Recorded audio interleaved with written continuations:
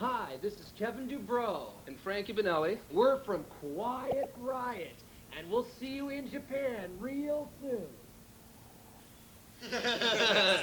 Yes. That's exactly what we think. That I like this guy. That pretty well nails it. See, what happened with us is we're like any other kids. We grew up listening to rock and roll, and some of the bands that we were influenced by was Humble Pie, The Who, Led Zeppelin, Deep Purple. And what happens is, with anything else, you start, when you start in your first bands and you start playing, you start imitating those things that you like the most, and eventually, you cross the border between imitating and creating it yourself, and you never quite get away from the things you were influenced by, because neither did Led Zeppelin. Yeah, that's like learning how to walk. Your mom and dad taught you how to walk, and so you walk, and so it stayed with us. But that's the best. That's a nice sandwich. I like having that sandwich. I wouldn't say we model ourselves after anyone, but the comparison to Led Zeppelin is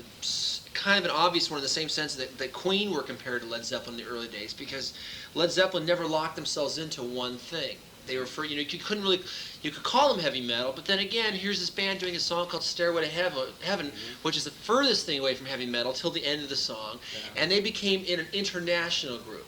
They weren't known purely as a English heavy metal band. They were a musical entity that was like a legendary group, which is what every hard rock group wants to become. Not that we want to be the next Led Zeppelin, but the idea of being international and going beyond what is known, beyond the narrow hard rock boundaries, is a real nice thing to try to go for, but still maintaining your headbanging audience. Yeah, and I like the comparison because Led Zeppelin evolved album by album.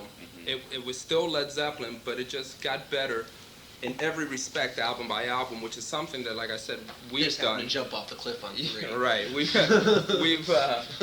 done with this album, as compared to our first one.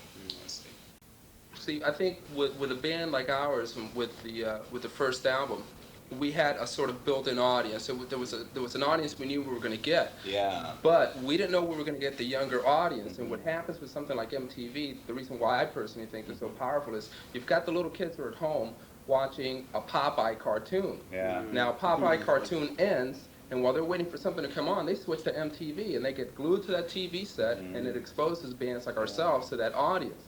And of course, if you've got good songs, the kids hear it, and then they want mom and dad to take them to the show and buy the record. So it's a combination of the two. cultivation. Yeah, it's a combination Exactly, of the two. it is cultivation for your future audience. It's like planting the seeds.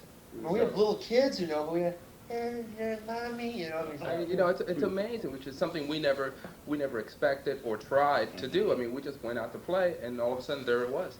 Well, Mom, We're All Crazy Now was the song we wanted to do instead of Come Out Feel the Noise, originally. I see. And we were just basically messing around at rehearsal one day, and it sounded good. Everybody seems to think we have a big, business battle plan about it. But, we just did it. If people remember, this Rolling Stones' first 3 singles were all written by somebody else. I mean, Chuck Berry, Buddy Holly, and Lennon and McCartney wrote the Rolling Stones' first 3 singles. So basically, we just felt the song suited us for this album as well.